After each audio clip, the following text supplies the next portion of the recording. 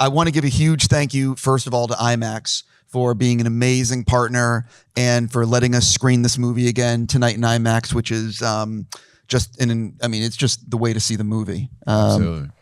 I haven't seen it in IMAX in a while now since it came out, but yeah, it's a way to do it. You know, it's for $3. You know, it's a bigger.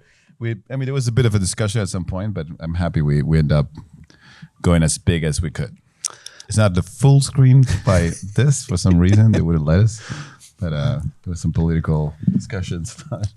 we put a lot of detail. We're in the wrong place to discuss. We put a lot of detail in those shots, and that's the way to see it. Yeah, no, I mean, I could keep going on about IMAX. It's my favorite format, and I'm so happy that the last few years, it does feel like more of the audience is seeking out the big screen experience because you just can't recreate this at home. Fede, I mentioned this to you a while ago before the film did really well. Now that the film has made a lot of money and, did Disney, Fox, did anyone give you any of the models from the movie to get to keep? Models, what do you mean? Like props? Yeah, like the ships and stuff that you built. We have, yes, the ships are somewhere. They don't belong to me, but I know they're somewhere. They're in storage. The Corbellin, it's a big Corbellin. It's a big Echo Probe as well, the one from the opening scene. Those two are somewhere. There was, at some point, I could keep them. I don't have a place to put them. They're room size. This is my driveway. Yeah. Well, during production, we thought we were going to buy a new house just to build around the Corbellin. That's all I could do. Just pay for storage forever. Like so Fox still have that. Then I have a few things. I mean, I have one of my favorites, the cryo frames with a face hugger asleep inside. That's a pretty cool one. With the lights and everything. One of those things that you see inside the cryo chamber. I have the pulse rifle, best toy in the world, because Weta workshop built those to work, so you can fire it. It had a really good kickback. They had a flashlight in the front just to make sure it illuminates the surrounding.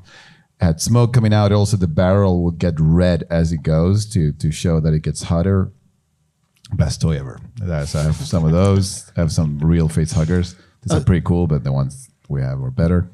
I was going to say, you need to get someone to make that prop, like, Sideshow or Hot Toys or one of those things. But let's move on.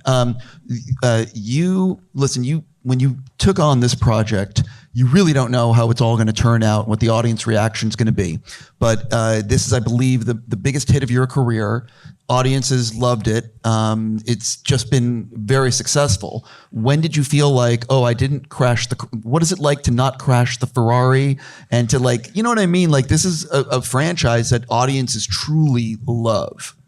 Yeah, but the reality is, like, when we took over, it felt like a Testarossa that was a bit rusty, It was a Ferrari, but for me, it was amazing. Who doesn't love that car? But it was a little bit of like, I think because Covenant hadn't worked so well, and there was a bit of a disenchantment, I think, with the franchise. Not for me. I always thought it was never ceased to be amazing. But I think in general, there's a lot of people that when I tell them we're doing Alien, they were like, well, they keep doing those. There was some of that.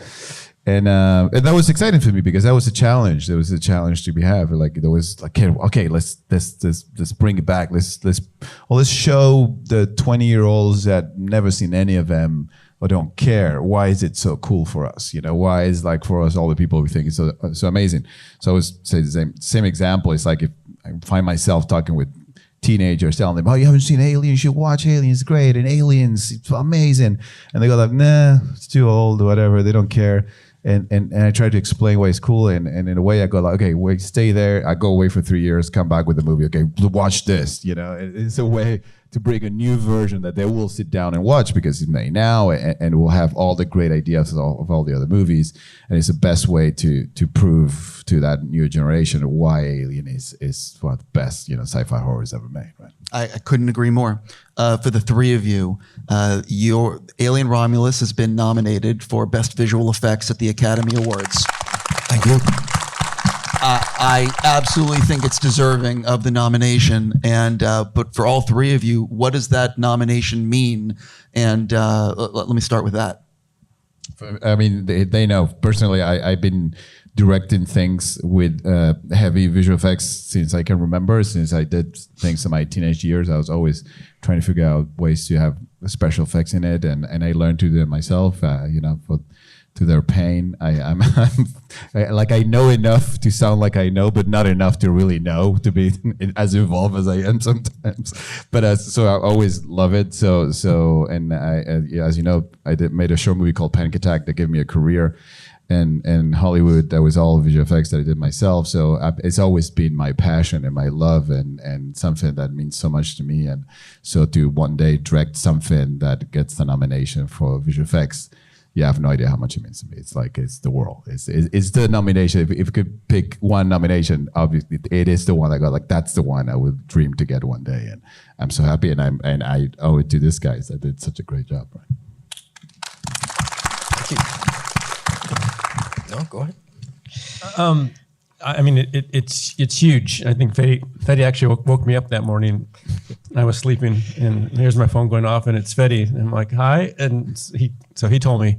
But it's a great compliment to the entire visual effects teams that worked on it. And obviously, we're just a small part of it. But everyone came to work every day with such a passion for the franchise, and I think it shows, and they put it up on the screen. And when you have that passion and you love what you do, it shows. And we all did, and we wanted to give Fede the best visual effects we could possibly give him. And so to get the recognition is massive. It makes those 2 years of living away from your family and working hard all worth it. The Alien franchise, the first two were also nominated and won the visual effects award, and they were pushing the films and ways of doing things that had never been done before. And so it was really, really obvious to us. Everything that we got from Fede was trying to do the same thing. And a lot of that old school kind of work, that doing it on set but in new ways, allowed us to do new things. And so that achievement was really, really fun and exciting for people, because just the raw plates were extremely exciting. And then we just got to make the story better and keep adding to it. And the fun of that is having a team that trusts all of us to keep working at the story and keep making it better, and really just be creative in getting this right for both ourselves and the fans, which is what we all are. Eric and Daniel, I'm curious, you're both up here, but there are so many people that worked on this behind the scenes. For each of you, and this is going to be very tough, but who's one person that you each worked with that you really want to give a shout out to right now, who contributed behind the scenes, that somebody who really contributed to help make this movie what it is, that you just want to shine a light on? Well, I'm totally enamored with what Shane and his team at Legacy brought to the screen, and he couldn't be here tonight because they're master craftsmen, and they care so much about the work that they do, and to see them working every day on set and with them, I was just kind of blown away. I had a smile on my face most of the time we were shooting, because what we were getting was so great with the actors. To clarify, Shane, he's talking about Shane Mahan. Who was one of at the very beginning of the process, was kind of the first person we went after. If you look at any behind the scenes of Aliens, you got to see Stan Winston, which is the legend that create the works to create the Queen and work in that movie and create the Predator and the original Predator, like you name it, right? He's the legend of animatronic and practical effects.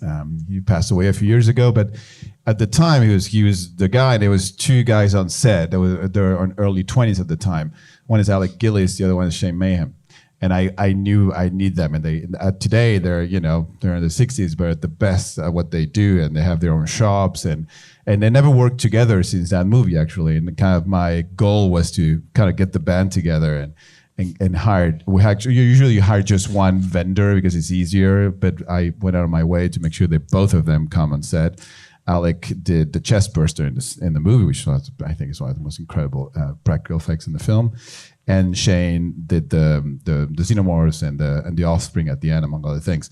But we wrote them together, and it was a dream come true for all of us to see them again on set, Slimy and a Xenomorph together. And although they were two different companies, they're like brothers, and so they were working together on set, and they were a massive part of everything that was on the practical side of the movie. And again, like they hadn't worked together since Aliens, and they had massive careers together separately, and it was great to see them together. It was a total privilege. They gave us the foundation that the actors got to work with, which then the digital teams to kind of stand on their shoulders and be horrified about how hard it's going to be to match, but at the same time, be inspired to do what they had to do. It's exactly that. What you see from those guys is so incredible, and you're like, okay, that's the bottom level I have to hit, and that's what everything has to match to. And being able to work with that team is just awesome. What do you think, this is for whoever wants to answer or for all three of you, what do you think people would be surprised to learn about doing VFX on big Hollywood movies? Shit, you don't want to talk publicly. No, No groupies? The best work is obviously, it's more about a story, and visual effects is always in support of that story. It is not about just the spectacle of things. It's about us as storytellers trying to get to the audience the emotional performance and the story that the director is after and that we want to tell. And so a lot of times we can make things very, very pretty, but it will take the audience out of the moment. It will take people out of the series. It won't match the look that we're going for. And so a lot of Hollywood films, the ones that do it the best, have this continual look through the entire film. And like the cinematographer Gallo we had on this was doing such an amazing job with what cameras he was picking and the lights that he's using and everything else. We need to be on board with that. And so the better part that the VFX team is with the rest of the film and not a separate entity will make that film better. I'm not sure if anyone else wants to add, otherwise I have a ton of questions. Yeah. I'll just move on. Yeah, Eric and Daniel, you both worked on a ton of movies. What do you consider the toughest shot or sequence of your career?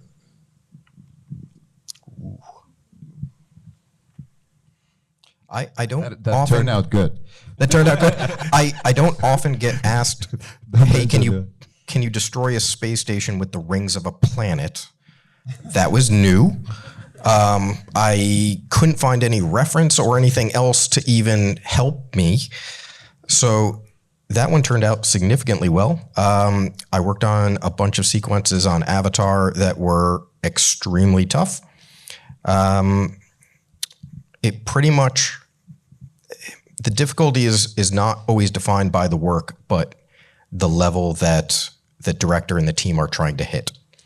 And Eric was always pushing us and always asking the right questions, asking for the right changes and adjustments, and those kind of things are always difficult to do, but are also the most rewarding. I think for me it was probably the curious case of Benjamin Button, because we had to support the first 55 minutes of that film, and as David constantly reminded me, you can't fuck it up. So yeah, It does sound like Venture. Yeah, so that was excruciating, but ultimately incredibly satisfying once we got the team. They were every bit as motivated, but when you're trying, especially back then, when you're trying to capture or a likeness, a photoreal likeness in CG, hadn't really been done to the level that David really wanted us to do, and he wasn't taking any prisoners with shooting around any problems with CG. He wanted to shoot little Benjamin like every other shot in the movie, and he just outright said it. I'm not shooting any different. You figure it out. And so, I mean, in exactly those words. And so, yeah. Switching now to Alien Romulus, for the three of you, which shot or sequence ended up being the toughest to pull off and why? It's probably the shootout of the hive, when the xenomorph shows up and there's a shootout, mostly was because till that point, we, for the most part, what you see when it comes to the xenomorph is a practical xenomorph. It's either an animatronic or a real face, and if there was any CG before that, it was very brief. So there was a lot of chances for you to spot something different. But now, when it comes to that point, we don't even have the money or the chance to have like 8 xenomorphs animatronic coming down that corridor. So when it needs to be a handover, it needs to start having, and it's a mix still. There's a lot of the blow-ups of every time a xenomorph get hit. That's a practical xenomorph, which is. It had a one day of just blowing up heads of xenomorphs, and then best day ever. Yeah, and then you have and from that shot you cut to the wide, where these guys were taking over, with the CG versions of the xenomorphs and having to match almost perfectly the frame of the previous shot of the practical xenomorph that has just exploded. So. The complication of that is like the practical always look incredibly photorealistic, but might look a bit stiff compared with the CG one that's going to be more agile, but might not look as photorealistic sometimes, depending on the shot. But when you cut from practical to CG, one shot to another, you get the chance to really compare them. So it puts a lot of pressure on the CG and the animation. So that was a very long journey for all of us to get to a place where we go, okay, God, that's what works. And it's a mix of techniques. The fact we end up pumping the volume in a way of the strobing of the flash of the guns. And that really helped us. That was a big step forward when we start doing that, because you get that strobing, so your eye can never really settle on the CG asset. So for me, at least, from the work side, there's always different things. What from the work side, what was complicated, or for me, from my side, to get to a place I was like, okay, now it's awesome. From where I was sitting, that was the toughest one to pull off. But I thought it ended up looking amazing. Besides that, because it took so long to plan, I think for me, because we had so much live action to bed, so much other of our work in, we had guides. We didn't have guides for the space shots and leaving the planet, and knowing Fede's expectations of wanting to make it look beautiful and paintings and dark and scary. That was incredibly challenging to get the teams and the look right.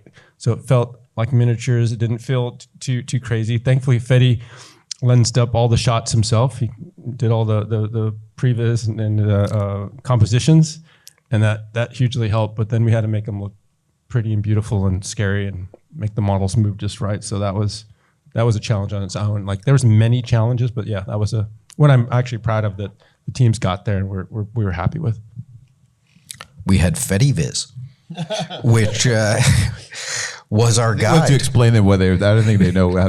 A lot of people here might not understand what the hell are we talking about with the previz and stuff. But essentially, it's a very basic guide, and it's your blocking of the camera. It's your blocking and position of where you want something to be in the frame. It gives us timing, everything, and it was a very, very quick storyboard type idea that Fede did for us, and it definitely allowed us to see the sequences and understand where we needed to take it. It's not often that the director actually does their own previs. No. So this film is unique, at least in my experience, where every shot is really lensed from the same storytelling eye throughout the film. It's not second unit or a previous team doing it or someone else bringing shots. It's really Fede's eye behind the lens. For you that don't understand about the process, like normally, every time there's a shot, you cut outside the station, right? You've seen it in the movie, like there's a Corbellin flying by, that sequence of the chest burster, let's say, right? Or every few shots, you have a shot outside of the Corbellin flying, drifting away, going in this collision course, right? So when you cut in the movie, usually that's you pitch it. The director pitches to someone. It's like I think it's a pan by from right to left. The ship goes there, But even if you go to detail on and even if you do a bit of a sketch, then what's the lens exactly, the speed that is moving, how quickly how close to the camera moves, so how fast, how violent it's going to be your pan, all those things. There's so much room for interpretation. So sometimes even that part, the back and forth between the artist that does imagine it's like the low res black and white version of the shot, right? Where the ship moves in a kind of very rustic way. That version sometimes takes a lot of time just if you communicate it verbally. But because, as I can say, panic attack and stuff like that, I can do visual effects myself to a certain degree. What I did during editorial is like when I got to that shot, I will take my editor, wait a second, move to my PC, fire up through the studio. I had the assets that they gave me, and I animate the shot. But that means I choose the lens. The language of the camera is exactly the same logic I apply in the rest of the movie, which sometimes I operate camera during the principal photography. So it's the same. So I think it helps to what Eric was saying, that it feels that it belongs to the same movie. So because a lot of times the director has nothing to do with those shots. They're done entirely by the VFX company, and they approve them. They go, great, that looks amazing, but not necessarily is their sensitivity. So I felt that had an impact. And also in the pipeline, hopefully it gets you there faster, because at least when I giving them the shot, that's exactly what I want. That's the pan, that's the speed, that's the animation. And then they make it better, right? It's like they said, I think they did exactly what I asked, and usually they change it a lot, but I didn't notice that they made it way better. Can I just ask, how much does that save in the budget when you are not having to go back and forth 10 times trying to figure out that shot where, you know what I mean? Like you're providing that previs. It makes it much more efficient, because then we don't have to go back and forth and did the director like it? Let's get his approval. It's like, this is Fede's vision of the shot. Let's make the shot. So we can cut to the chase. It doesn't, I wouldn't really say that it saves on budget though. What it does is it puts the money where it should be. I don't have to waste it getting to that time. I can spend it where it's really going to count, and I can take it and make that shot the best it can be, because I haven't spent weeks trying to reinterpret what I think it should look like. I'm curious, how has this is a complete curveball, but how has AI impacted the VFX industry? And if it hasn't, how long do you think before it does actually come in? And is it going to be a meteor, or is it going to be like a dinosaur asteroid thing? No, it's already affecting, but it's not affecting in the way I think people think. We use machine learning. We use machine learning for Rook. It's just another tool. It's no different. It's just a faster tool. I kind of said it's like the difference between some of our early rendering technologies and the faster rendering technologies. It just makes things faster. But if you do it faster, that means sometimes you can do more iterations to get it just right. And so it allows a faster iterative process for some things. I'm sure it'll be more as time goes on, but it's just another tool. You still need a really great artist that can drive it and behind the scenes to make it work. It's exactly that. We've always been doing efficiencies and writing scripts and code to try and build tools. And it's like, hey, that button you used to spend 20 minutes pressing, well, now it's instant. That doesn't take their job away. It just means, hey, you don't have to press that button 50 times now. You can actually get onto the artistry, and you can make it look gorgeous, because I've now taken that very, very tedious task of tracking something or marking this or cutting it out. And now you don't have to do that. You can do the rest of the shot. And so I don't think it's that idea that it's going to suddenly replace artists. I think it's just going to allow artists to do what they're best at. I'm sure all three of you have seen new technology behind the scenes that's maybe not ready for prime time. Is there a piece of technology or code or something that you have seen behind closed doors that you are really excited to be able to play with, making a movie or VFX or whatever it may be? No, because sometimes you see those things and you just know they're not ready. Sometimes the examples would be some of the volume shooting. There's a lot of prep that goes into those shots to make them work, and when we see them not work, it's because the time that it takes. And so if you have to make all those decisions before you shoot, that means you have to you're locked to it and you've spent the money and time. So I haven't seen something that's like maybe ready that would be that next great leap, but every day's a new day.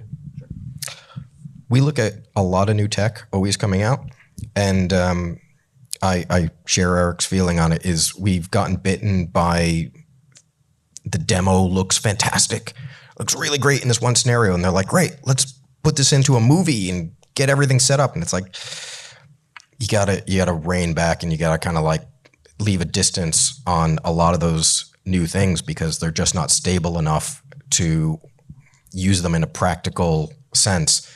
And you can't let the budget idea of like, oh, but that could save us so much money. It's like, right, it could, or it could absolutely destroy you when it doesn't work the way you think it's going to work. So a lot of that stuff has to be kept at a bit of a distance, and we're always kind of like, yeah, it's cool. I'm gonna wait. I'm gonna kind of let this develop and have our guys develop it and see where it goes and see what we can do with it. And we'll know when it's ready to be in a film. But also, what I tell you is like a lot of times for me, at least from my side, when I'm seeing discover new things that AI can do on the pipelines, it will be stuff that you wouldn't give a shit about. It's like, well, you get now, this thing discovers Z depth. The movie's gonna be so much better now. It makes no impact on the art that you see. It just saves a guy that used to take days to rotoscope a thing, and maybe now the AI will rotoscope it automatically, or discover the depth of, like the Z channel, which is black and white. Whatever is further away from the lens is darker and closest is white. Stuff like that now we can kind of start. Yep. It's getting there. Like you can base on the image detect that. You should never be concerned about that, and it will never make the experience of you watching a movie. It might be what Daniel was saying. The artist won't spend the time doing that. It will spend the time on the artistry. It will get better, so the money will spend there, and that will make the movie better. You won't notice that. But most of the tools that for me are the like, can't believe this exists. They're those things. There's stuff that is just really on the back burner of the pipeline of post production and VFX that don't really have a nothing exciting to share, and like, wow, computers can do that now. You wouldn't, unless you work on it and you're the one that's done that job, frame by frame, and now something could do it. It's not particularly exciting a lot of times. Do you have, this is a completely different kind of question. Do you have a favorite death scene in Alien Romulus? Each of you. I mean, I'll take yours, the one that you said before. But I think the chest burster probably is that scene is glorious because of the context of what happened around the set piece in general of everything. It's one of my favorite set pieces in the movie. The whole like running away and this come in and the palpitations and the crash and the light and a lot of great things happening. So if that counts as a dead scene, I think it's definitely one of my favorites. I agree. It was masterfully done by a bunch of people shoved into that tiny set. It was like, so the cockpit set was built up on a gimbal so we can move it around. And it was incredibly tight, like crazy tight, like Yugo tight. And, there's like 10 clowns would come out of that car. I don't know how they fit in there, but they were operating the puppet with Aileen and how her body was. And again, it was one of those things that just had a smile on my face all day long because they were so amazing. No one can access it. It's not just those 10 clowns. It is like a Disney ride. Like once we're about to start shooting, you go, okay, right, clear, and the whole cockpit goes into this massive hydraulic. It goes like and start going up, right? And then once it's up there and we shoot those scenes, there's this little joystick that you can play with that I can move, and if I move it like this, the whole cockpit up there goes like boom and falls. So that's why there's those shots when you see her when it crashes and Isabella goes right and then boom slams against the left. All those dynamics, you cannot fake them with ropes. You have to be moving the whole room around. You can see the backpacks on the walls. So that made it that when you were inside shooting, usually it was isolated from everybody else. So it's a total nightmare. But I think that's always the harder it is for us, the better it is for you. I think that truly believe in that. Yeah, it's like it gives you an experience that's unique. The easiest it is for us, the harder it is for you to watch it. It's not as great when it was very easy to make. It seems like it means that it's been done before a billion times, that it's never going to impact you in the same way. I want to get more from you guys, but how with something like that everyone knows that's one of the iconic scenes of this movie. That's a scene that people are going to rewatch, means a lot to a lot of people. Can you break down like how early on were you developing that scene? What is it really like behind the scenes in terms of putting it together with VFX and direction and builds? Because it is it's a key scene. I mean, to Eric's suffering, I'm terrible at prepping too much. I mean, I prep some, but I don't prep probably enough. I don't do a detailed storyboard or a animatic of the whole scene, so everybody knows exactly where it's go down. Probably a few days before we shoot it, yeah, Eric will come to the office going like, so what are you thinking for the scene? And a lot of it has to do because my philosophy has always been since I started, the first time I grab a camera, that I want something to be in a room ready, creatures, things that are real. That's why we do so much animatronics. And I walk in with the camera and I look at it and I'll be, amazed by something and I'll go, oh, what if we go here? And then because as much as you prep, there's always going to be a light or something that you didn't see coming that was not on the plan, that was not on the board. So you see the light there, you go, oh, I definitely have to go on this side now because that light is there. And there's people that are really good at playing every detail of where every light is going to be. But I don't think it works. Yeah, actually, having a conversation, I heard this story with like a Fincher with Panic Room, did a whole animatic of the film, frame by frame, light by light, temperature by temperature, and he's even acknowledging it doesn't work. You'd end up not doing it that way. So I'm on the extreme side. I like to every day to be an adventure. I like it, but my team usually suffers it. He goes like, yeah, sure, great adventure. I have no idea. So they have to be ready for everything. That's what makes the team suffer sometimes, I guess. You got to be on your toes. What's going to happen? How are we going to... There's no, there's the mystery of what's going to be, but that's how I like it. And unfortunately, when the movie succeeds, I cement my method even more, so I don't learn the lessons. But is that about right? Right? Is that? Yeah, I mean, every director has the way they work and what works for them, and my job is to get their vision up on the screen. And in Fede's case, he cops to it. He kind of likes to make it up as you go, but he also tells me what he wants, and we've got sets, so I kind of have to plan in my head and work with the other HODs to make sure we can give him what he wants. But sometimes you get a lot of happy accidents too, doing that. At the Saturn Awards, you were on stage after winning, and you talked about how you showed the movie to James Cameron and to Ridley Scott. They both gave you notes, feedback. And Ridley would tell you something, and James would tell you the exact opposite.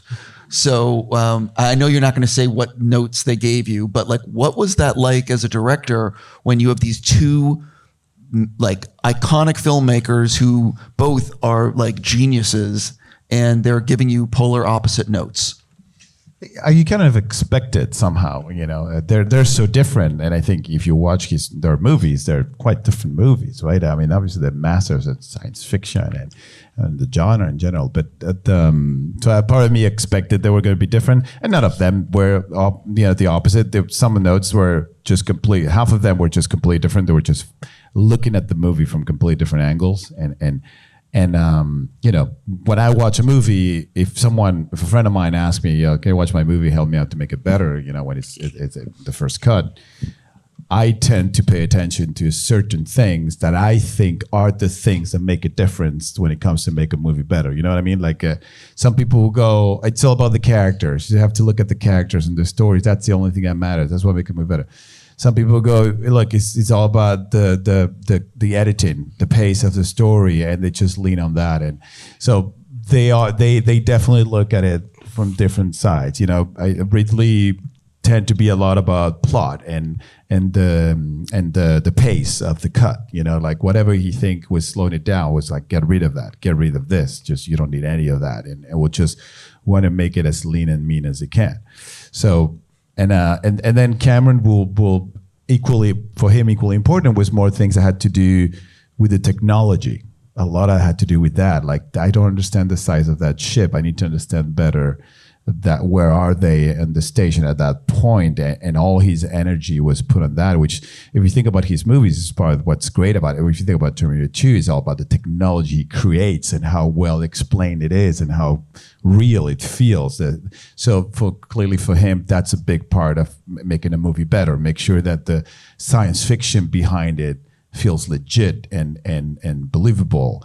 Ridley's more about like, hey, it looked fucking cool. That's it. Here that when you talk about Alien, he always talk about that one. The water falling and Harry said in like face, and people would complain to him, why is there water on the ship? And he's like, because it looked fucking cool. That's Ridley's explanation. So both of them are very different. So their notes were very different. And then there was a lot of things, yes, that they will see it differently. They would keep that, get rid of that. But the truth is, and a lot of times I didn't listen to any of them. I was just decided I disagree with both of you, and I got to do my own version. I took the gamble of doing that way because, and I love those guys, and I have so much admiration for them. But if you're a real director, you have to have your own single vision. You have to be stubborn, and you have to believe your way. Right? There's just one way, and it's yours, and that's the right way, and you have to see it that way. So, but there was other things where I was open, and I was looking for an answer, and those things that were super helpful, and they led the movie in the right direction. Right? That being said, like Fede knew how many feet it was from where like a ship landed to how many floors down is a science lab and where everything was on that station. And we followed it pretty well. I heard a great story about Ridley. This is about Gladiator 2, and there was an early cut. Have you guys all seen Gladiator 2, or a lot of you? So there was the sharks in the Colosseum, and people asked him, how are there sharks in the Colosseum? Like, is this historically accurate? And it basically said, it's just fucking cool. Like, yeah. It's great. So I want to go back to the beginning, actually, if you don't mind, for the three of you. What is it like when you first sit down to work together, and those initial discussions on figuring out, like, are we going to be able to work together? Are we going to be able to gel? What are you thinking about for practical? What are you thinking of? Like, what is it like in those initial days or those initial conversations, director to VFX team, and like, how does that sort of work? I think, it starts with me, going out and finding a VFX supervisor for the movie that is right for the film. And I knew he was the right guy based on his work, but mostly it was good taste. That's what you want in a VFX supervisor, that he has good taste and will know when to say this is enough and when to say, well, we have to go further. And movies like Oblivion, the Tom Cruise movie that he worked on, I remember like being blown away with that film at the time, of how tasteful it was, the visual effects on it, like that you didn't never fail one green screen, that everything was done to perfect measure. And Zodiac as well, which I remember that at the time it was one of those films that you'd never notice a green screen, and they pushed a lot of boundaries when it comes to the VFX on Zodiac, in a movie that you will never think is a VFX heavy film by no means, right? Zodiac films like a drama, that it was everything shot on camera, and there's so many VFX on it. And I, being from a VFX background, I never could spot a green screen on that film. And again, it's a testament to VFX supervisor that is behind it, and the eye behind it, and usually things that we cannot see that he can see. So that it starts there. It's just like when you cast an actor, if you cast the wrong actor, you're fucked. Like, there's nothing you can do. You're not gonna, even if he's a great actor, but he's not the right actor for the role, like, it's not gonna work. So for this, it starts there. Like, the VFX supervisor is someone you cast, and you better cast it well, because his style will be all over the film, right? So I as long as he's still the same person in the other movies that he is, I know, good hands. And VFX supervisor can be, correct me if I'm wrong, but they can be screwed by a director that pushed them too hard and they're against a wall that they don't want to be in, and then it's hard to keep the consistency of the work. But but I thought we did a great collaboration, and we were on the same page when we discussed how to approach it. When you're on the first discussions, we talk about all this, like trying to be as practical as we can, and you know, and some things we will agree, and some things it's fun to see. Well, let's find out who's right. You know, when I'll think in one way, I think it's the other way, and then and vice versa. And you know, and lucky enough, I was wrong enough times as hopefully he was wrong as well in some things, and we find a good middle ground. Maybe I give myself too much credit, but that's how the collaboration works. And then he's the one that obviously goes and gets who are going to be the vendors that can bring this vision and that are the level that he expects from the vendors, right? And obviously, you know, Weta, there's no one like them, right? This guy is the best, and so we knew we were going to be in good hands with them. But also, you have to find then the team inside the company that actually believes in the movie, that loves it. That's, for me at least, is a big part. That, and you can see that on the calls, who is really excited to be working on Alien and love the footage and is excited to be, and who is just, yeah, well, let's see this movie, you know, because, you know, they do this for a living, so there's movie after movie. So it's, for me, it's important to feel that they love it, right? Sure.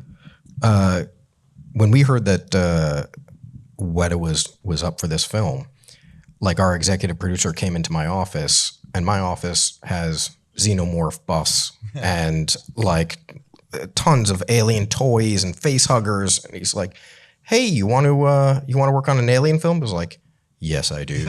Yes. Like, it's like no one else is doing this. So what really made this work is trust. And Weta we're storytellers. It's not just about visual effects.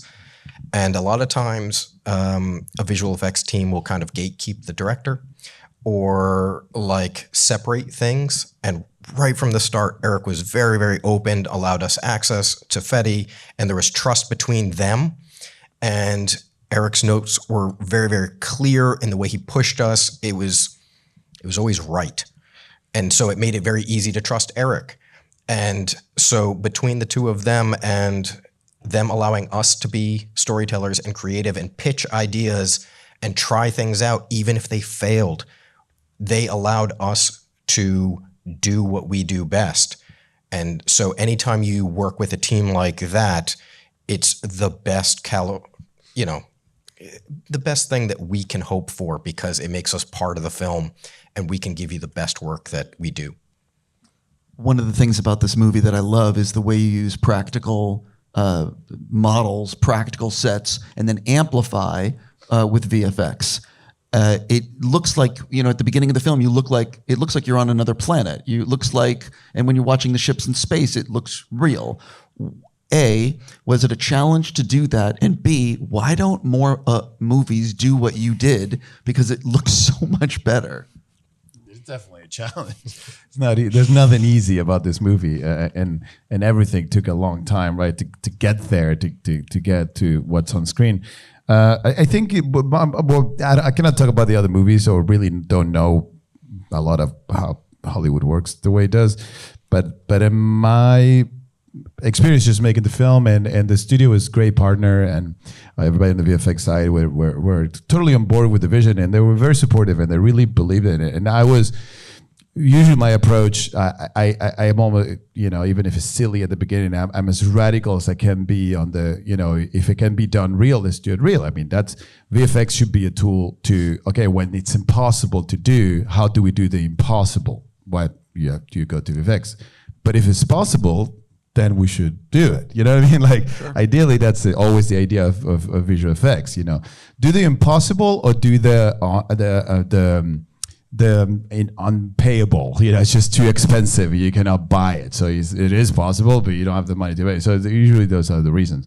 So for me, if we could afford it, if we could do it for real, we should do it for real.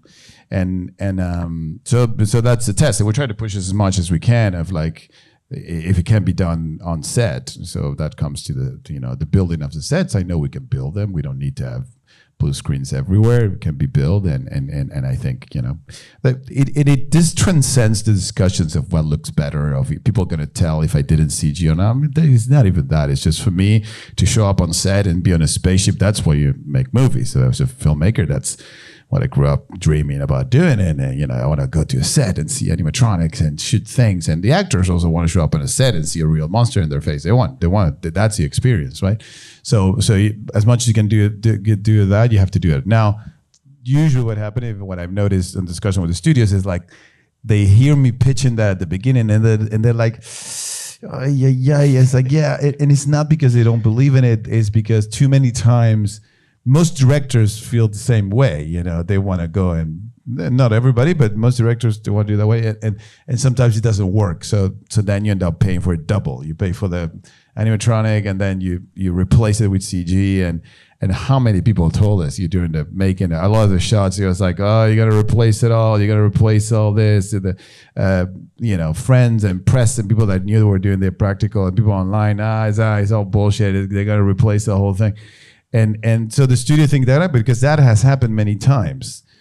We were lucky enough that the ones that we said need to do practical, for the most part, 80% were there. There's other things that we didn't even attempt, like the CG, like the hive. We knew we had to do it that way, and they were all fine with that. And there's some shots where maybe the practical fell behind a tiny bit, and they cleaned up, they add something, but still 80% of what you see is what we had on set. So I think it's way harder that it sounds. To say it's good practical is easy. People go like, yeah, shoot, why are you doing a practical? Yeah, sounds great, but it's really hard and time consuming on set when you bring this 2 tons animatronic on set that fails, and it's a pain, and it takes your day, and that means using that time in something else. So it's tricky, but we had a great team, and all of us together with the DP that knew how to put the light, and also Shane and Alec that work on the originals.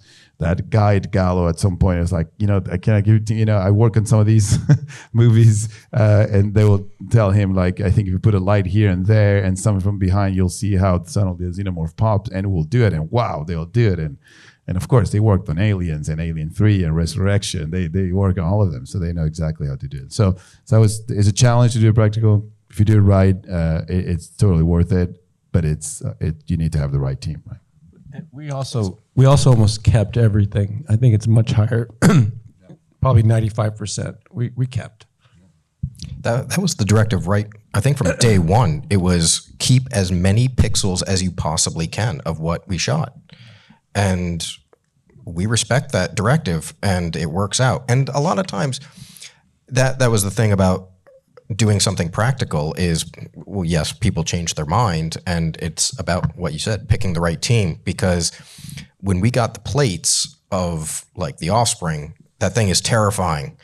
And we look at it like, what do you even want us to do to this thing? It looks amazing. Yeah, you said that. And that is the best thing, because like sometimes you get things and they're like, yeah, we spent a huge amount on this suit, and you're like, and you want us to throw it away? They're like, yeah, throw it away. It's like, it didn't come out right. It's like, well, okay, then that's not necessarily the right team that went into it. That they didn't share the ideas, they didn't share the concepts, they didn't share kind of the history of the look that you were going for. And we were looking at a lot of stuff from Geiger and the original kind of work on that kind of stuff. And it shows, it comes out in the film. And that's practical done right, rather than practical done quickly or not at all, because you want the flexibility to change later. And so you just green screen everything. This was done with all the right intentions. I definitely want to touch on filming in 0G. Let's talk a little bit about filming that and how you pulled it off. So it was always I think it was the first day of sitting with Rodo, my co-writer, to think about a new alien movie. It was the first question. It was like, what we know what we've seen, we know what we want to see again, we know what we don't want to see again, and then but we go, what are the things that are never been seen before in an alien movie? And we thought, well, 0G, which is a normal in space, we haven't seen it, so it's like, okay, here we go, and I'm thank God I still have this dysfunction in my brain where I can put my writer hat and write things like going like, some idiot's gonna have to shoot this one day, and not think that is me, the person who have to deal with that. But I do it really for the sake of I'm gonna write the best story I can, and then the best set pieces without thinking about the complexities of executing eventually. And then cut to a few months later, your production read the script and was like, who the motherfucker who wrote this? and you see the problems that you have created for yourself. But that was one of them. And we, I think, we knew also with Eric, we did not want to do CG doubles unless it was completely necessary, because you guys have seen the version of that where there's a bunch of CG characters floating around and it's like, oh, yeah. And it might, and sometimes it might look that year might look great, and next year it doesn't look that great. So we want to avoid that. So we knew we were going to need a great stunt team. We had a good stunt team locally that figured out eventually how to work with wires and give us the sense of zero G. That was a big part of it. Second big part of it was discovered with Gallo, the DP, this rule of thumb that if there's no gravity, there's no up and down. If there's no up and down, there's no horizon, right? There's no concept of horizon. So if there's no horizon, the camera should never be like just looking at someone like that floating in the air, because that will give away that the cameraman is with his feet on the ground.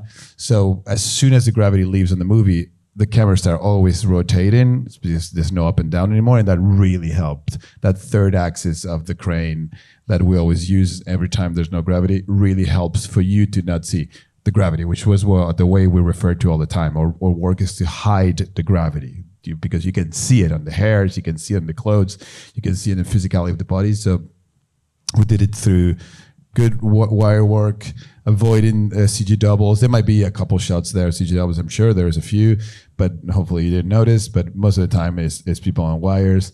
Then the third axis, never having an horizon. And then the third part was there's in a few of those scenes, there's two sets usually. One is horizontal and one is vertical. So when you have characters floating, sometimes in one shot, the gravity is pulling them down, and on the next shot, they do exactly the same action, but they've been pulled up. So the gravity is invisible because it's just making them swing around. So you feel that they're floating because they're just hanging from a wire going up. So on that sequence, when she's grabbing the rail and exiting through the floating acid, that's what's happening. It's in one shot, she's in a normal set, and another shot, she's going up, and another shot. So your eye keeps looking for it. And the last thing that was actually at some point the most expensive thing, we were budgeted, it was like $2 million in CG hair to avoid, because obviously the hair will hang and you will see the gravity. And we have an eureka moment with Eric. It was like, okay, that's it. No, forget about it. Get rid of that out of the budget. We'll do wind. So there's like constantly a wind tunnel that gets the hair to flap around. And that's how we figure out a way for you to, for most of the shots, never see that the gravity is pulling the hair in a direction. There's always wind. And I was like, on Aliens, Ripley's always inside some side tunnel with her curls like flying around. So I was like, that's the solution. And that was the last part of the massive puzzle that it was to do this zero gravity thing. So then, of course, the floating elements on the CG side, some of the CG extensions on some of these sets were not complete, so we needed CG extensions. These guys did amazingly. So seemingly we managed to hide all the tricks, hopefully. I just want to, before you guys go, I just want to point out a wind machine saved millions of dollars. $2 million. $2 million wind machine. And this is probably the most important thing you guys learned today at the screening, is wind machine can save you a lot of money. CG hair is not a joke, man. It's a lot of work. CG hair. It would have been a lot of grief. This is a hugely successful film. I'm sure you have your choice of what you want to do next. What are you working on now? I've been for the last couple months trying not to think about anything, just enjoying the fact that the movie did well and now that got some love on this award season, and so I've been trying not to think about it. But we obviously with the studio we love the idea of making a sequel for this. So most likely, and we have a path, an idea that I'm really excited about for the continuation to really push the saga to. I think with this movie, we kind of checked the boxes of all the things that I wanted to see. And that's my bet, that if I want to see it as a fan, some of you will agree with me and will want to see the same things that I want to see. So this was done with bringing all, there's many things I wanted to bring back and I want to see again.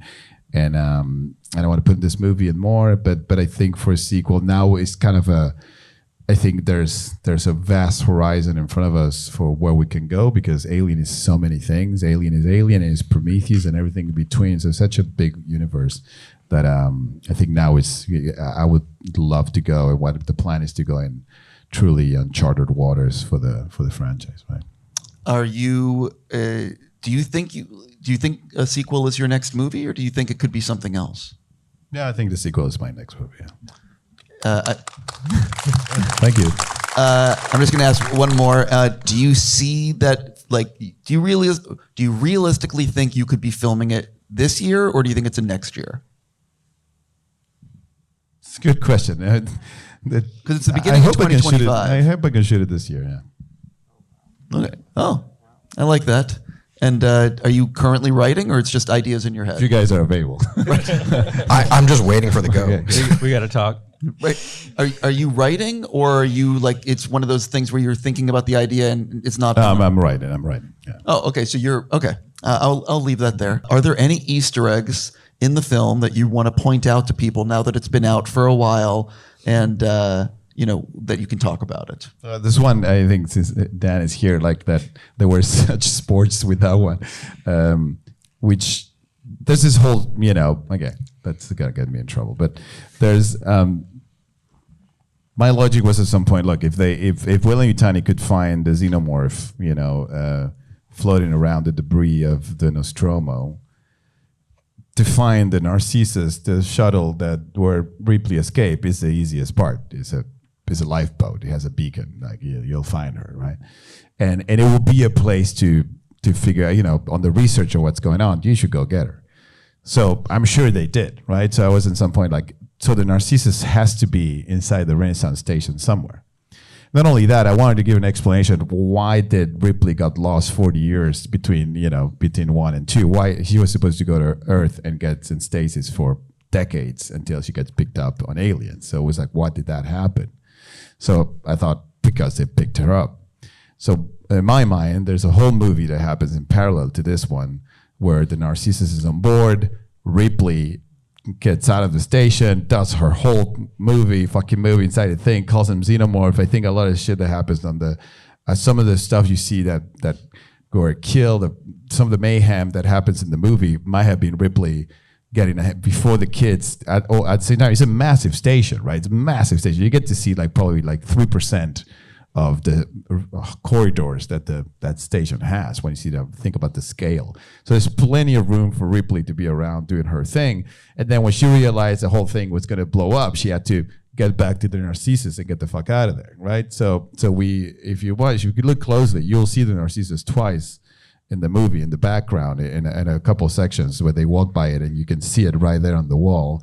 And then I needed, of course, she cannot die. So on the big explosion at the end, where the station is crashing on the rings, you have to show that Narcissus is leaving. And I told these guys, like, hey, can you give me a Narcissus there and put it? And they were like, we're on it. and they were all excited about it. So you can tell me that side from your side, but I'm going to give them the shot, and it's on the movie. You can see the Narcissus. As the Corbellan is escaping, you can see the Narcissus with Ripley inside. He's just like flying out of there. Just has to do with fans.